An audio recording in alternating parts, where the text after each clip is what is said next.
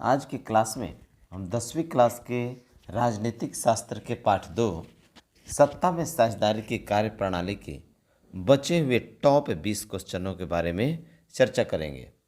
क्योंकि पिछले वीडियो में मैंने टॉप 20 क्वेश्चन आपको बताए थे इसी पाठ से, किंतु उससे भी महत्वपूर्ण प्रश्न अभी रह गए थे जिसे मैं नहीं बता सका। उन बचे हुए प्रश्नों को मैं आज की कक्षा में आपको बता रहा हूं। आइए तो प्रश्न नंबर 1 पर देखते हैं। आज का प्रश्न नंबर 1, लेकिन बचे हुए वीडियो के 21 नंबर प्रश्न है। प्रश्न कह रहा है कि भारतीय संविधान में किस शब्द का उल्लेख नहीं है। यहाँ 4 ऑप्शन आपके पास दिए गए हैं। हम भारत के लोग, क्या दिए गए हैं? हम भारत के लोग। इसकी चर्चा है क्योंकि प्रस्तावना हम हमेशा पढ़ते हैं जिसमें हम भारत के लोग से ही शुरू होता है। दूसरा ऑप्शन है फेडरेशन। इस फेडरेशन की चर्चा हमें संविधान के किसी भी शब्द में नहीं मिलता है। मौलिक अधिकार भी मिलता है, मौलिक कर्तव्य भी मिलता है। तो ये 3 ऑप्शन हमारा आंसर नहीं होगा, लेकिन आंसर होगा फेडरेशन, क्योंकि इस शब्द का उल्लेख संविधान के किसी भी जगह में नहीं मिलता है। ठीक है, इसलिए इसका सही ऑप्शन हो जाएगा ऑप्शन बी। आइए प्रश्न नंबर 22 पर देखते हैं। 22 नंबर प्रश्न कह रहा है, पंचायती राज व्यवस्था सर्वप्रथम किस राज्य में लागू किया गया? आपके पास 4 ऑप्शन दिए गए हैं, राजस्थान, बिहार, उत्तराखंड या फिर मध्य प्रदेश। तो विद्यार्थियों, ये बड़ा ही वीवीआई प्रश्न है, बहुत महत्वपूर्ण प्रश्न है। केवल मैट्रिक की परीक्षा के लिए नहीं, अन्य बाकी भी कॉम्पिटिटिव एग्जामों में ये बराबर इस प्रकार के प्रश्न पूछे जाते हैं। इसको मैं बता देता हूँ कि पंचायती राज्य प्रणाली की विधिवत शुरुआत बलवंत राय मेहता समिति की अनुशंसा के आधार पर हुई थी। किसके आधार पर? तो बलवंत राय मेहता, याद रखिएगा, बलवंत राय मेहता की अनुशंसा पर शुरू हुई थी। कब? 2 अक्टूबर 1959 ईस्वी को। कब हुई थी? 2 अक्टूबर 1959 को। कहाँ? तो राजस्थान के नागौर जिले में हुई थी। पंचायती राज व्यवस्था की शुरुआत राजस्थान के नागौर जिले में हुई थी। कब? 2 अक्टूबर 1959 ईस्वी में। और उसी साल, चूंकि ये 2 अक्टूबर है देखिएगा, लेकिन 2 अक्टूबर के बाद हुई थी, इसलिए दूसरा स्थान आंध्र प्रदेश को जाता है। 1959 में आंध्र प्रदेश में पंचायती राज व्यवस्था लागू की गई थी और उसके बाद देश के अन्य राज्यों में भी पंचायती राज व्यवस्था स्थापना होने लगी। ठीक है, तो सबसे पहले हुई थी कहाँ? तो राजस्थान में 2 अक्टूबर 1959 को। कहाँ हुई थी? राजस्थान। हमारा ऑप्शन ए सही है। क्लियर? चलिए प्रश्न नंबर 23 पर आते हैं। 23वां प्रश्न हमारा कह रहा है कि पंचायती राज की शुरुआत कब हुई? ऑप्शन आपके पास दिया गया है 1952 ईस्वी में, 1959 ईस्वी में, 1955 और 1956। अब देखिए, ठीक 22 नंबर प्रश्न में ही इसका चर्चा हम कर दिए हैं। आप बताए थे भी कि पंचायती राज की शुरुआत कब हुई थी? तो 1959 ईस्वी में। ठीक है, इसलिए ऑप्शन बी हमारा सही हो जाएगा। आइए प्रश्न नंबर 24 पर देखते हैं। 24 नंबर प्रश्न करा है कि बिहार में पंचायती राज संस्थाएं हैं। बिहार में पंचायती राज संस्थाएं हैं, कैसा? क्या एक स्तरीय है या फिर द्विस्तरीय, त्रिस्तरीय या 4 स्तरीय? कौन स्तरीय है? इस प्रश्न को भी आप एकदम मोस्ट वीवीआई लगाइएगा, एकदम वीवीआई प्रश्न है ये। पंचायती राज व्यवस्था त्रिस्तरीय है, याद रखिएगा। बिहार में पंचायती राज व्यवस्था त्रिस्तरीय है। और ये त्रिस्तरीय कौन कौन, याद रखिएगा, मैं आपको बता दे रहा हूँ। प्रथम स्तर होता है ग्राम स्तर, ठीक है।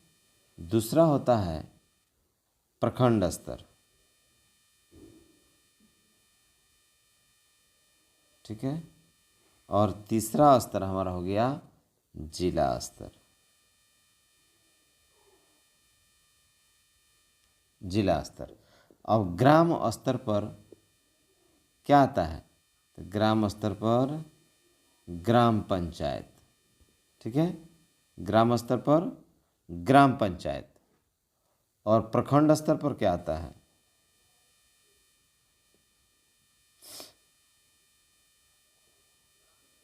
प्रखंड स्तर पर पंचायत समिति,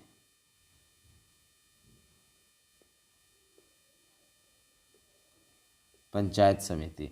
और जिला स्तर पर, जिला स्तर इस पर आता है जिला परिषद, जिला परिषद, ठीक है। ये 3 स्तर है, ग्राम स्तर, प्रखंड स्तर और जिला स्तर। इसको याद रखिएगा कि बिहार में प्रश्न पूछेगा कि बिहार में पंचायती राज व्यवस्था कैसी है, तो त्रिस्तरीय। कैसी है, 3 स्तरीय। और तीनों स्तर कौन कौन से हैं, इसका भी आप नाम याद रखिएगा। पंचायत स्तर अर्थात ग्राम स्तर, प्रखंड स्तर और जिला स्तर। इसको भी याद रखेंगे कि ग्राम स्तर का संचालन किसके द्वारा होता है, तो ग्राम पंचायत के द्वारा। प्रखंड स्तर का तो पंचायत समिति के द्वारा। और जिला परिषद के द्वारा किसका होता है, तो जिला स्तर का होता है, ठीक है। आगे बढ़िए, प्रश्न नंबर 25 पर आते हैं। 25वां प्रश्न कह रहा है कि बिहार पंचायती राज अधिनियम कब बना। बिहार पंचायती राज अधिनियम कब बना। आपके पास फिर ऑप्शन 4 है, 2004, 2005, 2006 या 2007। तो इसको भी याद रखिएगा कि बिहार पंचायती राज अधिनियम 2006 में बना था। कब बना था, 2006 में बना था। जिससे इसी के तहत कि बिहार में महिलाओं को प्रत्येक सीटों पर 50% सीट का आरक्षण दिया गया। कितना, 50% सीटों पर आरक्षण की व्यवस्था की गई। प्रश्न ऐसे भी आता है कि बिहार पंचायती राज के किस अधिनियम में महिलाओं को 50% आरक्षण मिला, तो याद रखिएगा 2006 के अधिनियम में, ठीक है। आइए प्रश्न नंबर 26 पर बढ़ते हैं। 26 नंबर प्रश्न कह रहा है कि पंचायत समिति का पदेन सचिव कौन होता है। पंचायत समिति का पदेन सचिव क्या मुखिया होता है।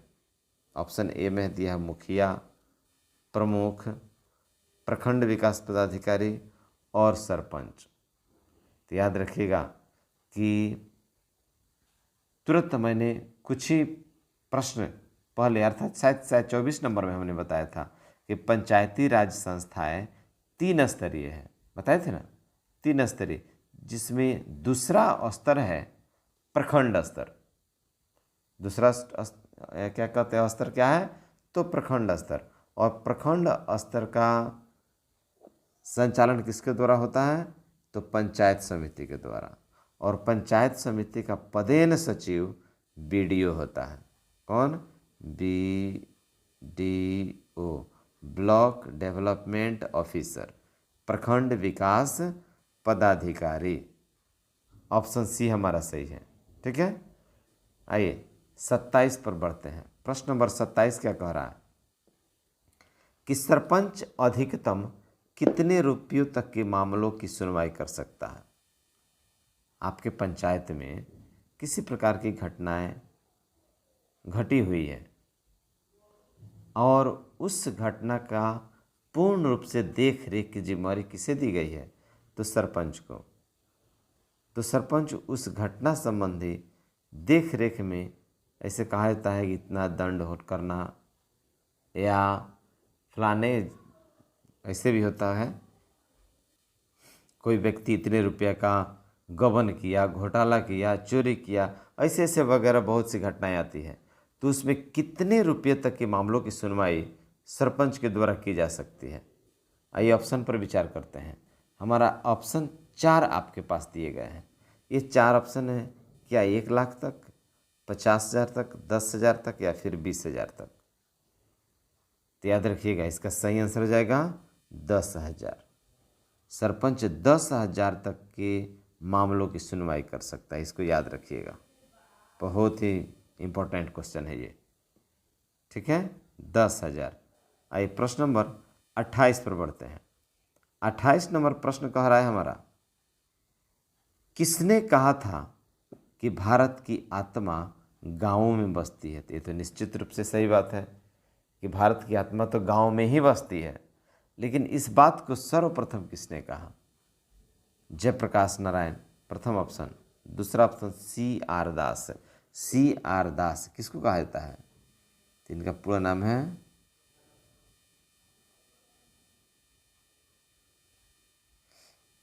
चित्तरंजन दास। इनको शॉर्टकट में C.R. दास भी कहा जाता है। तीसरा ऑप्शन है गांधी जी, महात्मा गांधी, या इनमें से कोई नहीं। तो हमारा सही आंसर हो जाएगा महात्मा गांधी, ऑप्शन सी। महात्मा गांधी ने सबसे पहले कहा था कि भारत की आत्मा गांवों में निवास करती है। ठीक है, ऑप्शन सी। आइए प्रश्न नंबर 29 नंबर प्रश्न कह रहा है कि ग्राम पंचायतों का प्रधान कौन होता है? अब देखिए, अधिकांश लोग इस प्रश्न का जवाब जानते होंगे, चूँकि हम लोग गाँव में वास करने वाले होते हैं। जो शहरों में वास करते हैं, नगर निगम, नगर परिषद के बारे में अत्यधिक जानकारी रखते हैं, किंतु जो लोग गाँव में वास करते हैं तो निश्चित रूप से ग्राम पंचायत के बारे में उनको अधिकांश नॉलेज होगा। तो ग्राम पंचायत का प्रधान आपके पास 4 ऑप्शन दिए हैं, सरपंच, पंचायत समिति, जिला परिषद और मुखिया। इनमें कौन होते हैं? याद रखिएगा, ग्राम पंचायत का प्रधान मुखिया होता है। कौन होता है? मुखिया होता है ग्राम पंचायत का प्रधान, जो मतदाता द्वारा चुने होते हैं। मुखिया क्या सरकारी कर्मी हैं? क्या बिहार सरकार द्वारा चुने जाते हैं? जी नहीं, वह उसी पंचायत के मतदाता द्वारा चुने होते हैं। इनका कार्यकाल कितने वर्ष का होता है? 5 वर्ष। मुखिया का कार्यकाल कितने वर्ष का होता है? 5 वर्ष। साथ ही मुखिया ग्राम सभा की अध्यक्षता भी करता है, अर्थात ग्राम सभा का अध्यक्ष होता है। ग्राम सभा का अध्यक्ष होता है कौन? तो मुखिया, याद रखिएगा। क्लियर? आइए प्रश्न नंबर 30 पर आते हैं। 30वां प्रश्न हमारा कह रहा है, 30 नंबर प्रश्न है कि राज्य सरकार कितने आबादी को आम पंचायतों की स्थापना का आधार मानती है?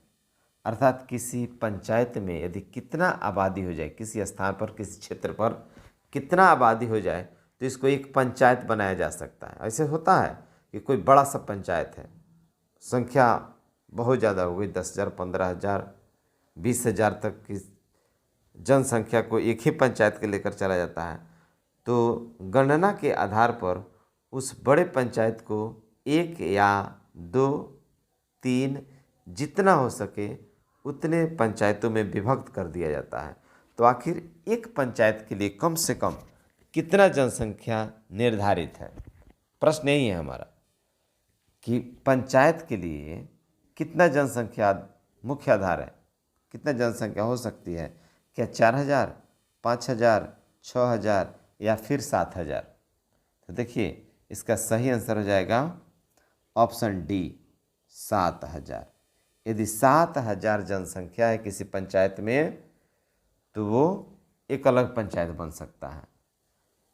ठीक है, अर्थात याद रखिए, एक पंचायत क्षेत्र में लगभग कितनी जनसंख्या? 7,000। और फिर उसको मैं तोड़ कर बता देता हूँ। कि एक पंचायत क्षेत्र लगभग 500 की आबादी पर वार्ड का निर्माण करती है। कौन सी का? वार्ड का। एक वार्ड में कम से कम कितनी आबादी होनी चाहिए? तो 5। क्लियर? और प्रत्येक पंचायत में लगभग 15-16 वार्ड भी होते हैं। किसी पंचायत में 13, 14, 15, 16, 18 यहाँ तक भी हो सकता है। और प्रत्येक वार्ड में वार्ड सदस्य मतदाता द्वारा चुने जाते हैं, अर्थात उस वार्ड का प्रधान कौन होता है? वार्ड सदस्य होता है। ठीक है? और ग्राम पंचायत का प्रधान कौन होता है? तो मुखिया होता है। तो एक ग्राम पंचायत में कितनी आबादी होनी चाहिए? तो 700। ठीक है, ऑप्शन डी। आइए प्रश्न नंबर 31 को देखते हैं। 31 नंबर प्रश्न कर रहा है कि पंचायती राज अधिनियम 2006 के तहत महिलाओं को कितने सीट के आरक्षण का प्रावधान है? इस प्रश्न की चर्चा हमने शायद पिछले क्वेश्चन में किया भी था कि अधिनियम 2006 के तहत महिलाओं को कितने प्रतिशत सीट के आरक्षण का प्रावधान है? तो देखिएगा ऑप्शन में 40%, 45%, 48% या फिर 50%। तो निश्चित रूप से महिलाओं को कितनी आरक्षण मिला? तो 50%। ठीक है, ये आपको याद होना चाहिए। आइए प्रश्न नंबर 32 पर बढ़ते हैं। 32 नंबर प्रश्न कर रहा है पंचायती राज व्यवस्था का दूसरा स्तर क्या है? देखिए हमने बताया था कि प्रथम स्तर होता है कौन? ग्राम स्तर। दूसरा स्तर होता है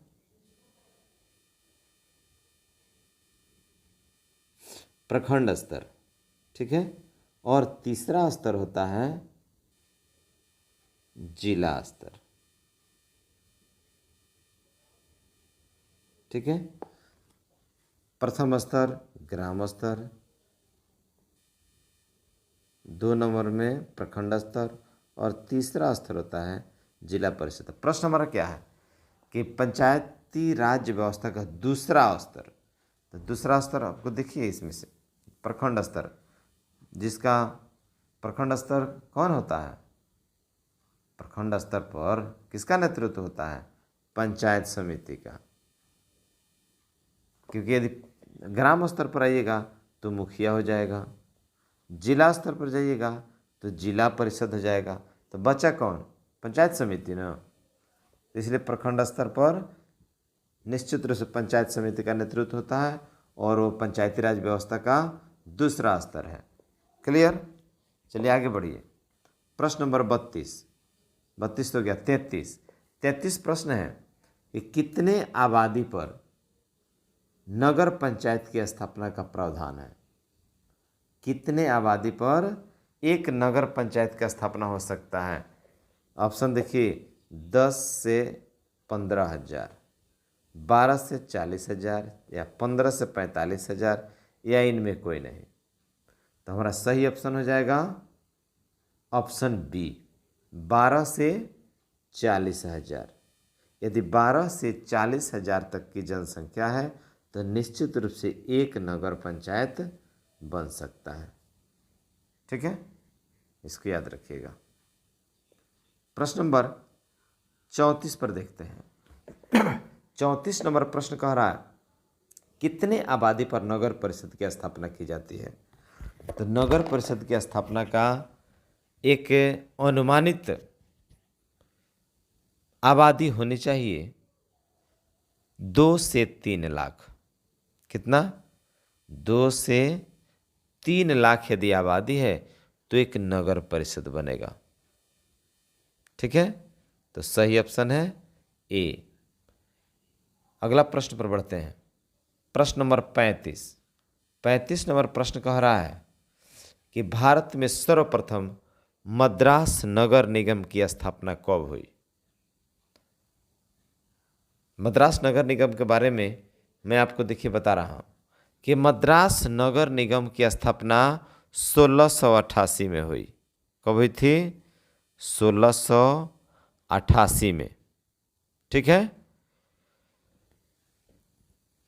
यह नगर निगम भारत में ही नहीं, याद रखिएगा इस शब्द को, कि इस नगर निगम के संबंध में कि मद्रास के विषय में कई प्रश्न पूछे जाते हैं कि यदि केवल भारत की बात करें तो भारत का प्रथम नगर निगम कौन है, तो मद्रास नगर निगम है, इसमें कोई संदेह नहीं है। ठीक है। यदि प्रश्न पूछ दे कि ब्रिटेन से बाहर किसी भी राष्ट्रमंडल देश का सबसे पहला नगर निगम कौन है, तो निश्चित रूप से आंखें बंद करके आप मद्रास लिखेंगे।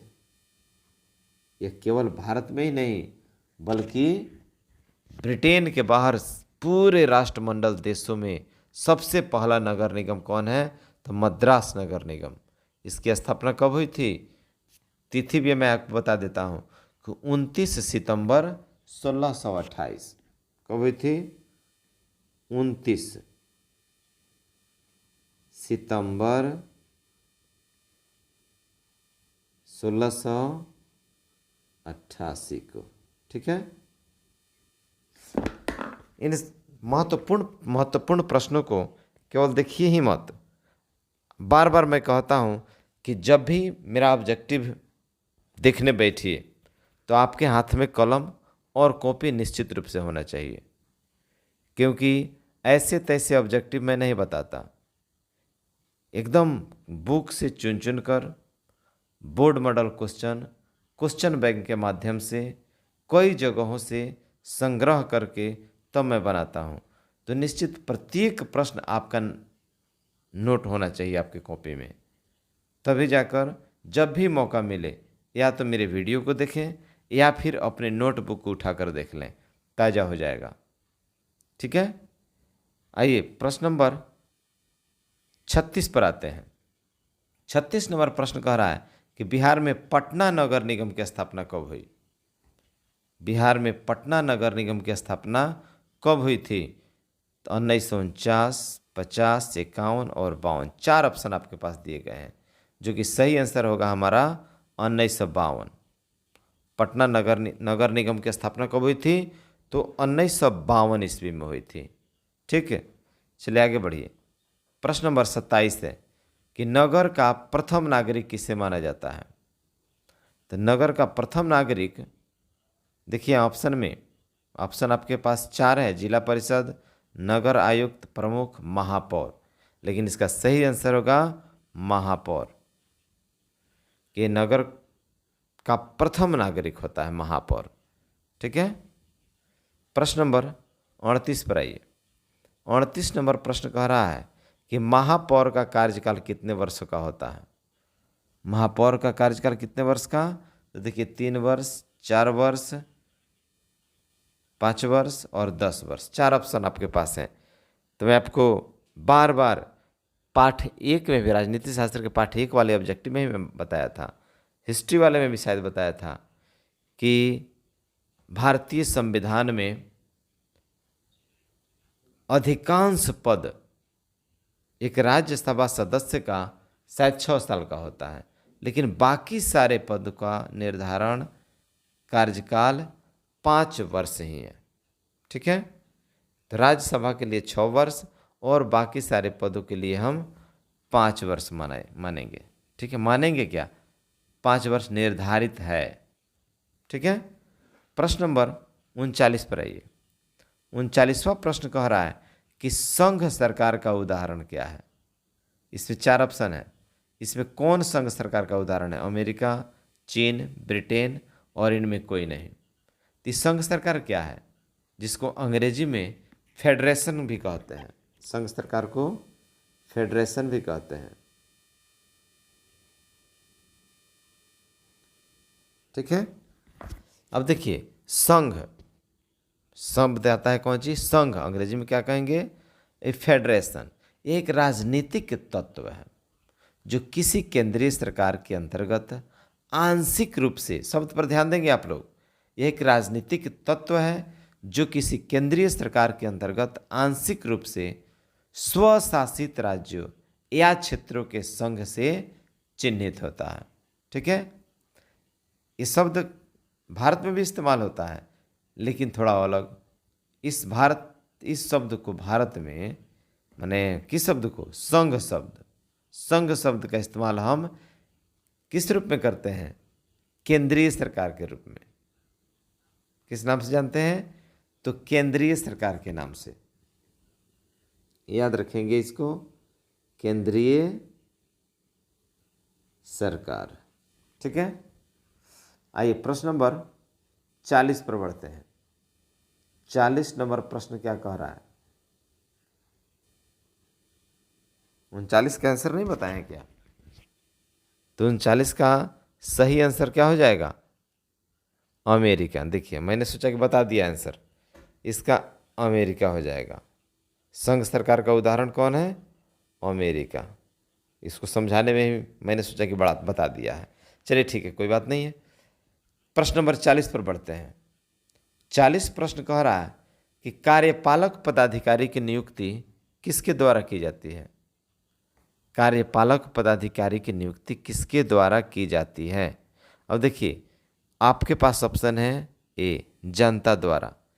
क्या ये जनता द्वारा चुने गए कोई प्रतिनिधि है कार्यपालक पदाधिकारी, या महापौर द्वारा? महापौर अपने इच्छा से अपने किसी दल को या अपने किसी समर्थन वाले पार्टी से के किसी सदस्य को कार्यपालक पदाधिकारी बना देते हैं, या फिर राज्य सरकार परीक्षा के माध्यम से, साक्षात्कार के माध्यम से, किसी भी माध्यम से राज्य सरकार के द्वारा नियुक्ति होती है, या फिर इनमें से कोई नहीं। तो इसका सही आंसर हो जाएगा राज्य सरकार।